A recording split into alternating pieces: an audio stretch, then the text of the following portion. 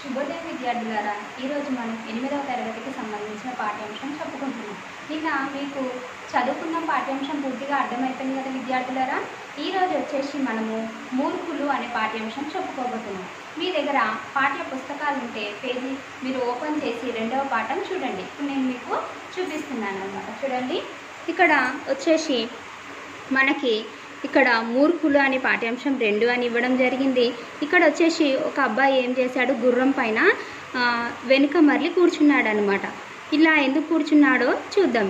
కింద బొమ్మను చూడండి, మాట్లాడండి అని ఇచ్చారు. అయితే బొమ్మలో ఎవరెవరు ఉన్నారు? గాడిద ఉంది, దానిపైన కూర్చున్న ఒక అబ్బాయి, ఒక మనిషి ఉన్నాడనమాట. నెక్స్ట్ గాడిద మీద అలా ఎందుకు కూర్చున్నాడు? సరి అయిన ఆలోచన విధానం లేనివాడు కాబట్టి అందుకని ఆ విధంగా కూర్చున్నాడనమాట. ఇక్కడ అటువంటి వాళ్ళని ఏమంటారు? ఇట్లా కూర్చున్న వాళ్ళని ఏమంటారనమాట? మూర్ఖులు అంటారు. ఏమంటారు? మూర్ఖులు. రైట్. నెక్స్ట్ మీకు అందరికి అర్థమైంది కదా, ఇలా కూర్చునే వ్యక్తిని మూర్ఖులు అంటారు. నెక్స్ట్ పాఠం ఉద్దేశం. అనవసరమైన ఆలోచనలతో పనులతో సమయాన్ని వ్యర్థం చేసుకోవద్దని చెప్పడం ఈ పాఠం యొక్క ఉద్దేశం. అయితే ఏమంటున్నారనమాట, మనకి అనవసరమైన విషయాలలో పనులలో మన ఆలోచనలను పెట్టడం వల్ల సమయం అనేది వృధా అవుతుందని, అలా పెట్టకూడదు అనేది చెప్పడమే మనకు తెలియజేయడం ఈ పాఠం యొక్క ఉద్దేశం అనమాట. ఓకేనా విద్యార్థులారా? నెక్స్ట్ అయితే ఇక్కడ ఏమంటున్నారు, ఈ కథను శ్రద్ధగా చదవండి, మంచిగా చదవండి, అర్థం చేసుకోండి అని అంటున్నారనమాట. ఓకేనా విద్యార్థులారా? నెక్స్ట్ పాఠ్యం చూడండి. మీరు పాఠ్య పుస్తకాలు ఉంటే మీరు కూడా తీయండి.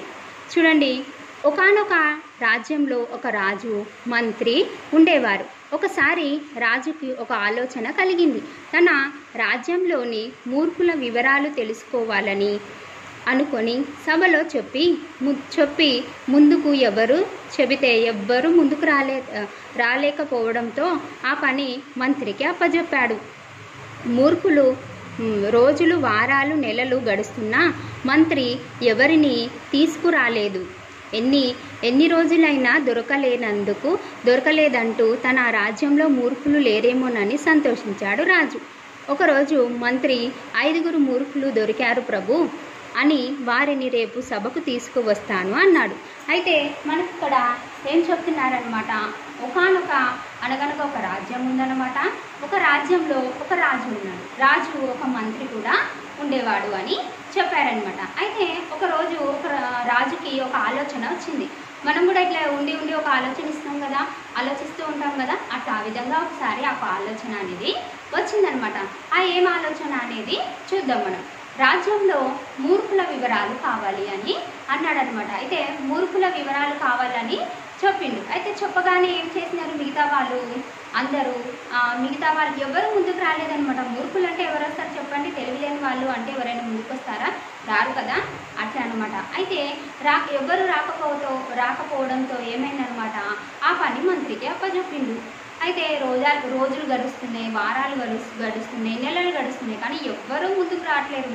ఎవరికి వాళ్ళు మూర్ఖులు అని చెప్పుకుంటారు? ఎక్కడన్నా చెప్పుకోరు కదా, అట్లా అనమాట. అయితే డేస్ అయిపోతున్నాయంట, వారాలు అయిపోతున్నాయంట, నెలలు అయిపోతున్నాయి, ఎవ్వరూ ముందుకు వస్తలేరు. అయితే కొన్ని రోజులకు ఏమైంది, ఈ పని మంత్రి నువ్వు చెయ్యి అని మంత్రికి అప్పచెప్పిండు. అయితే మంత్రి ఏం చేసిండు, వెతుకుతూ ఉండు, ఎవ్వరూ దొరకట్లేదన్నమాట. అయితే దొరకకపోతే ఏమైంది, అయితే రాజు ఏమనుకుంటాడు, అమ్మ నా రాజ్యంలో మూర్ఖులు ఎవ్వరు లేరు అని సంతోషిస్తుండనమాట.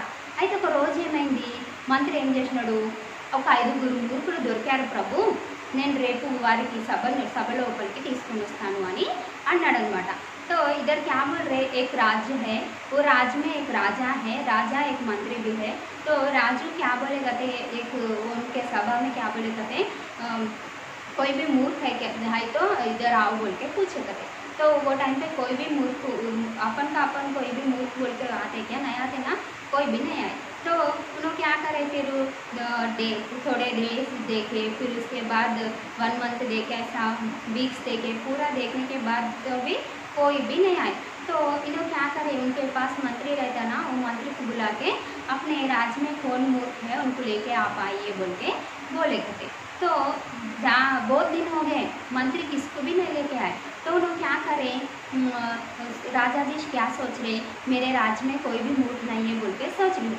उसके बाद क्या हुआ, थोड़ी दिन के बाद मंत्री क्या करे, 5 मेंबर्स को मूर्ख मिले प्रभु बोल के लेके आए। कल मैं सभा में लेके आके पूर्व को बोल के बोले। नेक्स्ट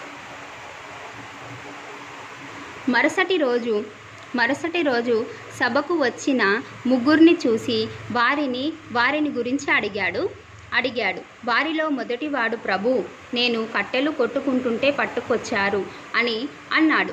అప్పుడు మంత్రి, ప్రభు, అతడు తన కూర్చున్న కొమ్మను తానే నరుకుంటున్నాడు అని చెప్పగా, రెండోవాడు వాడిని చూసి, వారు మరి నువ్వు అని అడిగాడు. రాజా, నేను గడ్డి మోపును మోస్తుంటే పట్టుకు వచ్చారు అన్నాడు అతడు. ఇదేంటని రాజు అడిగాడు. మంత్రి గడ్డి మోపు మోస్తూ తన బక్కచిక్కిన గుర్రం పైన కూసున్నాడు. గడ్డి మోపు గుర్రంపై పెట్టవచ్చు కదా అంటే, నన్ను గడ్డి మోపును ఇద్దరిని మోయలేదు కాబట్టి నేను మోస్తున్నాను, నన్ను గుర్రం మోస్తుంది అన్నాడు. అయితే ఏమైందనమాట, మరుసటి రోజు సభలో ముగ్గురిని తీసుకొని మంత్రి వచ్చిందనమాట. ఏమైంది, మొదటి వాడిని చూసి అడిగినాడు. ఇతడు ఏం చేశాడు అంటే, తను ఏం చేస్తున్నాడు, కట్టెలు కొట్టుకుంటూ ఉంటే, ప్రభు నేను కట్టెలు కొట్టుకుంటూ ఉంటే నన్ను తీసుకొని వచ్చారు వీళ్ళు అని చెప్పాడనమాట. అయితే ఇలా తీసుకొచ్చారేంటి అని మంత్రిని అడగగానే రాజు, ప్రభు తను కూర్చున్న కట్టె మీద తానే కొట్టుకుంటున్నాడు, అందుకనే తీసుకొని వచ్చాడు, తనంత మూర్ఖుడు ఉండడని తీసుకొని వచ్చాను అని చెప్పాడనమాట. అయితే రెండో వ్యక్తిని అడిగాడనమాట, మరి ఇతను ఏం చేశాడు అని అడగగానే ఏం చెప్తున్నాడు, తను ఏమన్నాడనమాట, నేను గడ్డి మోపును మోసుకుంటూ వెళ్తూ ఉంటే నన్ను పట్టుకొచ్చారు ప్రభు అని చెప్పారనమాట. చెప్పగానే తను ఏమంటున్నాడు అనమాట, నువ్వు అలా ఎలా తీసుకొచ్చావు అనగానే మంత్రి ఏం చెప్తున్నాడు అనమాట, తను బక్క చిక్కిపోయిన గుర్రం పైన కూర్చొని దానిపైన గడ్డి మోపును పెట్టాడు అని చెప్తున్నాడు అనమాట.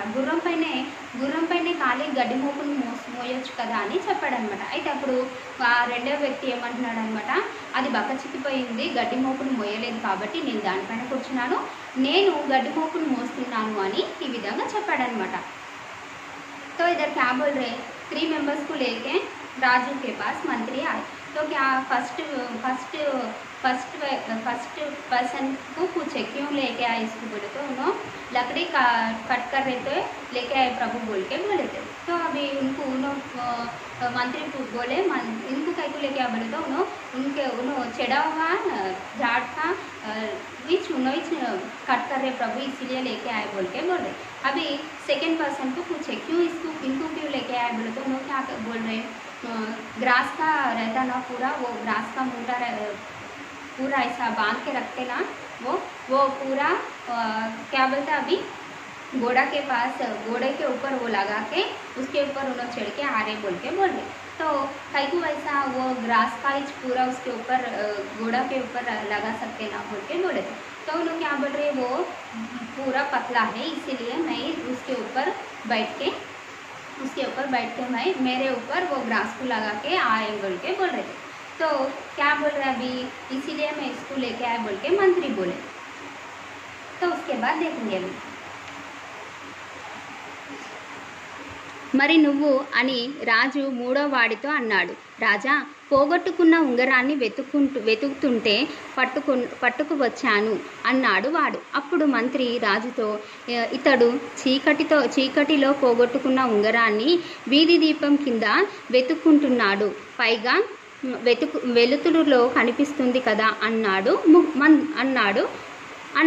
అంటున్నాడు అనమాట. అయితే ఏమంటున్నాడు మూడో వ్యక్తిని ఎందుకు తీసుకొచ్చావు మంత్రి అని అడగగానే, తను పోగొట్టుకున్న ఉంగరాన్ని వెతుకుతున్నాడు ప్రభు, అది చీకట్లో పోగొట్టుకున్నాడు తను, మళ్ళీ వీధి దీపం కింద వెలుతురులో వెతుకుతున్నాడు, ఎందుకు అలా వెతుకుతున్నాం అంటే అది వెలుతురులో కనబడుతుంది కదా అని అన్నాడు అనమాట. तो अभी थर्ड पर्सन को क्यों लेके आए बोल के पूछे तो राजा अभी उनका रिंग जो है वो गिर गया, अभी रिंग गिर गया, उसको ढूंढ रहे बोल के बोल रहे। तो क्या अभी ढूंढ रहे इसीलिए लेके आए बोल के बोल रहे। अभी नेक्स्ट फोर्थ वन, నాలుగో వాడు ఐదవ వాడు ఎక్కడ అని అడిగిన రాజుతో మంత్రి, నాలుగో వ్యక్తి మీరే ప్రభు, ఐదవ వాడిని నేనే అన్నాడు. ఏం మాట్లాడుతున్నావు నువ్వు తెలుస్తుందా అని గదించాడు రాజా. ఎన్నో ముఖ్యమైన పనులు విడిచిపెట్టి మూర్ఖులను ఏరి తెమ్మనడం మూర్ఖత్వమే కదా మహారాజా అన్నాడు మంత్రి. సరే మరి నీవు అని ప్రశ్నించిన రాజుతో, సరి అయిన సలహాలు ఇవ్వాల్సిన నేను ఇంత సమయం వృధా చేయడం తెలివి తక్కువ పనే కదా, అందుకనే అందరికంటే పెద్ద మూర్ఖుని నేనే అన్నాడు మంత్రి. నిజాన్ని నిర్భయంగా చెప్పిన మంత్రిని రాజు అభినందించాడు. అయితే ఏమైందనమాట, ముగ్గురిని తీసుకొని వచ్చావు మంత్రి, సరే మరి 4వ వ్యక్తి 5వ వ్యక్తి ఎవరు అని అడిగాడనమాట. అడగగానే మంత్రి గారు ఏమన్నారు, 4వ వ్యక్తి మీరే ప్రభు, 5వ వ్యక్తిని నేనే అని అన్నాడు. అయితే అప్పుడు రాజుగారు ఏమన్నారు, ఏం మాట్లాడుతున్నావు, నీకు అర్థమవుతుందా అన్నాడనమాట. అని గద్దించున్నాడు అనమాట. గద్దించగానే అప్పుడు ఏమంటున్నాడు మంత్రి, ఎన్నో పనులు పెట్టుకొని మనము ఆ పనులన్నింటినీ పక్కన పెట్టేసుకొని మనం ఏం చేస్తున్నాం అనమాట, ఈ మూర్ఖులను వెతకడం మూర్ఖత్వమే కదా ప్రభు అని ఇట్లా నిజాన్ని నిర్భయంగా రాజుతోని చెప్పిందనమాట. ఇట్లా నిజాన్ని నిర్భయంగా చెప్పగానే రాజుగారు ఏమన్నారు, అవును మనము ఇలా చేయడం తెలివి తక్కువ పని, సమయం అంతా వృధా అవుతుందని అన్నాడనమాట. तो अभी क्या बोल रहे हैं, 4th पर्सन 5th पर्सन कौन है बोल के पूछे, तो पूछे ना, तो अभी मंत्री क्या बोले, 4th पर्सन प्रभु आप ही छे, 5th पर्सन मैं हूँ बोल के बोल रहे. तो अभी राजा जी क्या बोले, क्या बात कर रहे, समझ में आ रहा आपको कुछ भी बोल के ऐसा बोल. तो उन्होंने क्या बोल रहे, हाँ जी प्रभु मैं क्या बात कर रहा हूँ मुझे मालूम है, क्यों बोले तो अभी पूरा काम छोड़ के अपन मूर्ख को ढूंढने के लिए टाइम वेस्ट कर रहे, इसीलिए ऐसा मैं बोल रहा बोले. तो अभी राजा जी क्या बोले, हाँ आप ठीक बोल रहे, टाइम ऐसा पूरा वेस्ट हो रहा बोलते उनको समझ में आया. మీ అందరికీ అర్థమైంది కదా విద్యార్థులారా, ఈ పాఠ్యాంశానికి మూర్ఖులు అని ఎందుకు హెడ్డింగ్ పెట్టినారో, రాజు మూర్ఖత్వం వల్ల సమయాన్నంతా వృధా చేస్తున్నాడని ఆ విధంగా పెట్టాడనమాట. అయితే కొన్ని మీకు ఇక్కడ ఆలోచించండి చెప్పండి అని ఇచ్చారు. తెలివైన వారు ఎవరిని అంటారు, ఏ పనినైనా సమర్థవంతంగా సమయస్ఫూర్తితో చేయగల వారిని తెలివైన వాళ్ళు అంటారనమాట. అంటే సమయం ఏదైనా పని వచ్చిందనుకోండి సడన్గా, దాన్ని అర్థం చేసుకొని సమయస్ఫూర్తితోని అంటే ఆ సమయాన్ని సద్వినియోగం చేసుకొని చేసే వ్యక్తిని ఏమంటారు, తెలివైన వాడు అని అంటారు. ముగ్గురు ఎలాంటి వాళ్ళు అంటున్నారు. ముగ్గురు ఎలాంటి వాళ్ళు, మొదటి వ్యక్తి ఏమో తను కూర్చున్న కొమ్మని తానే నరికేసుకుంటున్నాడు, తెలివి తక్కువ వ్యక్తి కదా తను. మళ్ళీ రెండవ వ్యక్తి ఏం చేస్తున్నాడు, గడ్డి మోపుని గుర్రం పైన మోయకుండా తను మోస్తూ మళ్ళీ తను ఏమో గుర్రం పైన కూర్చున్నాడు. ఆల్రెడీ ఆ గుర్రం వచ్చేసి సన్నగా ఉంది కదా. మళ్ళీ మూడవ వ్యక్తి ఏం చేస్తున్నాడు, చీకట్లో పోగొట్టుకున్న ఉంగరాన్ని వీధి దీపం కింద వెలుగు కింద వెతుకుంటున్నాడు. ఎక్కడో పోగొట్టుకున్నాడు తను చీకట్లో. మళ్ళీ వీధి దీపం కింద ఎలా దొరుకుతుంది, దొరకదు కదా. అలా ఈ ముగ్గురు సమయాన్ని అనేది వృధా చేస్తున్నారు కదా విద్యార్థులారా. నెక్స్ట్ వన్ మీకు ఏమి ఇచ్చారనమాట, ఈ కథను సొంత మాటల్లో రాయండి అని అంటున్నారు. మనము ఏ విధంగా రాస్తాం ఈ కథను సొంత మాటల్లో అంటే, అనగనగా ఒక రాజ్యం ఉంది, ఆ రాజ్యంలో ఒక రాజు ఉన్నాడు, రాజ్యంలో రాజు ఉన్నాడు, ఒక మంత్రి కూడా ఉన్నాడు. తను ఆ రాజుకు ఒక ఆలోచన వచ్చింది, ఏంటంటే మన రాజ్యంలో ఉన్న మూర్ఖులందరినీ వెతుకుదామని అనుకున్నాడు. అయితే సభలో అది చెప్పగానే ఎవ్వరూ ముందుకు రాలేదనమాట. రాకపోయేసరికి తను ఏం చేశాడనమాట, ఆ బాధ్యతని మంత్రికి అప్పచెప్పాడు. మంత్రి ఏమో వెతుకుతూ ఉన్నాడు. వారాలు గడుస్తున్నాయి, నెలలు గడుస్తున్నాయి, రోజులు గడిచిపోతున్నాయి అన్ని, కానీ ఎవ్వరూ మూర్ఖులు దొరకట్లేదనమాట. అయితే ఏమైంది, తను ఒకరోజు ఏం చేశాడనమాట, 5 మూర్ఖులు దొరికారు ప్రభు అని చెప్పాడు. రేపు సభలో తీసుకొని వస్తాను అన్నాడు. సరే అని తీసుకొని వచ్చాడనమాట. మొదటి వ్యక్తి ఎవరు అంటే తను ఏమంటున్నాడు అనమాట, నేను కట్టెలు నరుక్కుంటుంటే నన్ను తీసుకొచ్చారు అని అన్నాడు. అయితే తను కూర్చున్న కొమ్మను తానే నరుకున్నాడు ప్రభు అని మంత్రి గారు చెప్పారు. రాజు చెప్పగానే రెండో వ్యక్తిని ఎందుకు తీసుకొచ్చారు అంటే, తను గుర్రం పైన కూర్చున్నాడు, కానీ అది గుర్రం బక్కచిక్కిపోయింది, కూర్చొని తన పైన గడ్డి మోపులు మోసుకుంటూ వస్తున్నాడు ప్రభు, అందుకని తనకు తీసుకొచ్చాము అని చెప్పాడు. మూడో వ్యక్తిని ఎందుకు తీసుకొచ్చారంటే, తను చీకట్లో పోగొట్టుకున్న ఉంగరాన్ని తను వెలుతురులో వీధి దీపం కింద వెతుకుతున్నాడు అని ఈ విధంగా మనము రాయవచ్చు అన్నమాట. మళ్ళా రెండవ ప్రశ్న వచ్చేసి, రాజు మంత్రి ఇద్దరిలో ఎవరు ఎక్కువ తెలివిగలవారో ఎందుకో రాయండి. ఈ కథలో రాజు కంటే మంత్రే ఎక్కువ తెలివైనవాడు. ఎందుకంటే తను కథ ప్రారంభం నుంచి స్వయంగా మంత్రి మంత్రి స్వయంగా మంత్రి తను రాజ్యం అందరిలో తెలివైన వాడని అని ప్రశంసించారు.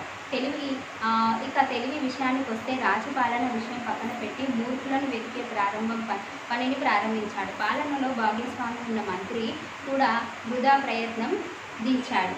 అందుకనే రాజు ఎదురు చెప్పకుండా మూర్ఖులను వెతికి వేటలో పడ్డాడు. చివరకు 3 వ్యక్తులను తీసుకొచ్చి ఆ పనిని తెలివి తక్కువతనాన్ని రాజు తను తెలియజేశాడనమాట.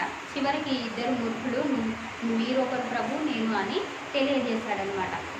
ఇట్లా నిజాన్ని నిర్భయంగా చెప్పాడు కాబట్టి రాజు కంటే మంత్రియే తెలివైన వాడు. ఓకేనా విద్యార్థులారా? నెక్స్ట్ వన్ ఇక్కడ ఏమి ఇచ్చారు చూడండి. మీకు ఒక పేరా ఇచ్చారు, కింద పేరాని చదవండి, ప్రశ్నలకు జవాబులు రాయండి అని ఇచ్చారు. ప్రభు అన్నాడు రాజు. రెండో వాడిని రాజా నేను గడ్డి మోపును మోసుకుంటుంటే పట్టుకొచ్చాడు అన్నాడు. అవును ప్రభు, గడ్డిమోపు మోస్తూ తన బకచిక్కిన గుర్రంపై వస్తున్నాడు. గడ్డిమోపు గుర్రంపై పెట్టవచ్చు కదా అంటే నన్ను గడ్డి మోపుని ఇద్దరిని మోయలేదు కాబట్టి నేను మోస్తున్నాను, నన్ను గుర్రం మోస్తుంది అన్నాడు మంత్రి. అయితే మొదటి ప్రశ్న ఏమిచ్చాడు? గడ్డి మోపుని ఎవరు మోస్తున్నారు? గడ్డి మోపుని రెండో వ్యక్తి మోస్తున్నాడు కదా గుర్రం పైన. ఎస్, గుర్రం ఎట్లా ఉంది? బకచిక్కిపోయి ఉంది కదా, ఇక్కడ ఇచ్చారు కదా బకచిక్కిపోయి ఉంది గుర్రం అని. గుర్రం ఎవరెవరిని మోస్తుంది? రెండవ వ్యక్తిని, మళ్ళనేమో గడ్డి మోపుని, రెండింటిని మోస్తుంది. పై పేరా రాజు పలికిన మాటలు ఏవి? నువ్వు అని పలికాడనమాట. మొదట నువ్వు అని పలికింది రాజు. మంత్రి రెండో మూర్ఖునితో పలికిన మాటలు రాయండి. గడ్డి మోపు గుర్రంపై పెట్టవచ్చు కదా అని చెప్పాడనమాట. ఓకేనా విద్యార్థులారా? మీకు పూర్తిగా అర్థమైంది కదా. నెక్స్ట్ వన్ వచ్చేసి స్వీయ రచన. మీకు రెండేమో చిన్న ప్రశ్నలు ఇచ్చారు, 3 వాక్యాలలో రాయమన్నారు, ఒకటేమో 6 వాక్యాలలో ప్రశ్నని రాయమన్నారు అనమాట. అది ఏ విధంగా రాయాలో చూడండి. మూర్ఖులు అని ఎవరెవరిని అంటారు? తమ మాటలతో పనులతో ఎవరైతే తమ తెలివి తక్కువ తనాన్ని ప్రదర్శిస్తారో వారిని మూర్ఖులు అంటారు. అంటే ఇప్పుడు మనకి పాఠ్యాంశంలో చెప్పారు కదా, మొదటి వ్యక్తి అని తను కూర్చున్న కొమ్మని నరుకునివ్వడం, అట్లా చేసిన వ్యక్తిని ఏమంటారు? మూర్ఖులు అని అనవచ్చు. తాము చేసే పనికి ప్రాధాన్యం ఇస్తూ ఇతరులకు మంచి సలహాలను స్వీకరించని వారిని మూర్ఖులు అంటారు. తాము చేసే పనికి ప్రాధాన్యం ఇస్తారు, వేరే వాటిని పట్టించుకోరు అని చెప్తున్నారనమాట. నెక్స్ట్ వన్, రెండవ ప్రశ్న చూడండి. సమయం వృధా ఎందుకు చేయకూడదు? సమయం అనేది వృధా చేయకూడదు. ఎందుకంటే కాలం గడిచిపోతే తిరిగి రాదు అనమాట. కాలం నిరంతరం సాగుతూనే ఉంటుంది. అంత విలువైన సమయాన్ని చదువుతో, మంచి విషయాలతో, సేకరణలతో వినియోగించాలే తప్ప వృధా చేయకూడదు. ఎందుకంటే అలా వృధా చేయటం ద్వారా గడిచిన సమయం తిరిగి వస్తుందా? రాదు కదా. అందుకని మంచి విషయాలతో సమయం గడిపితే అది నీ భవిష్యత్తులో ఉపయోగపడుతుంది. నువ్వు ఇప్పుడు మంచిగా చదువుకోవడానికి ప్రయత్నించావు, ఇప్పుడు లేచి ఒక 5 గంటలకు లేచి చదువుకొని బాగా చదివావు, అప్పుడు భవిష్యత్తులో నువ్వు ఏమైపోతుంది అనమాట? మంచి ఉద్యోగం సంపాదించడం మీద చేస్తుందనమాట. అందుకనే సమయాన్ని వృధా చేయకూడదు. సమయం అంటే ఏంటి? కాలం అనమాట, టైం అనమాట. ఓకేనా విద్యార్థులారా? నెక్స్ట్ ఏంటి? 6 వాక్యాలలో జవాబులు రాయండి అని ఇచ్చారు. అది ఏంటో చూద్దాం. కథలో మంత్రి చేసింది సరి అయిన పనియేనా ఎందుకు అని అంటున్నారనమాట. అయితే కథలో మంత్రి చేసింది సరి అయిన పని. ఎందుకంటే రాజుకి జ్ఞానోదయం కావాలంటే ఇలా చేయక తప్పదు అనమాట. విలువైన సమయాన్ని, ప్రజల శ్రేయస్సు కోసం కాలాన్ని ఇలా వృధా చేయకుండా ఆలోచనలతో, మూర్ఖులను వెతకాలని ఆలోచనలతో ఇలా టైము వృధా చేశాడు, సమయాన్ని వృధా చేశాడని చెప్పాడనమాట. సూటిగా చెప్పడం ద్వారా నష్టమే తప్ప మేలు అనేది జరగదనమాట. సమయం ఇట్లా ఇప్పుడు డైరెక్ట్గా మంత్రి రాజుగారి దగ్గరికి వెళ్ళిపోయి మీరు సమయాన్ని వృధా చేస్తున్నారు ప్రభు అంటే రాజుకి కోపం వచ్చేస్తుంది కదా. అందుకని ఇలా 3 మూర్ఖులను తెచ్చి చూపించాడనమాట. కనుక మంత్రి సరి అయిన సమయంలో నిజాన్ని నిర్భయంగా మాటలతో చెప్పాడు. రాజు కనువిప్పు కలిగించాడు. అంతేకాక మంత్రి చేసిన పనిని చివరకు రాజు కూడా మెచ్చుకున్నాడు. కాబట్టి మంత్రి చేసిన పని సరి అయిందేనని నేను భావిస్తున్నాను అని ఈ విధంగా మనము రాయాలన్నమాట. ఓకేనా విద్యార్థులారా? ధన్యవాదాలు. మిగతాది మనం నెక్స్ట్ తరగతిలో చెప్పుకుందాం.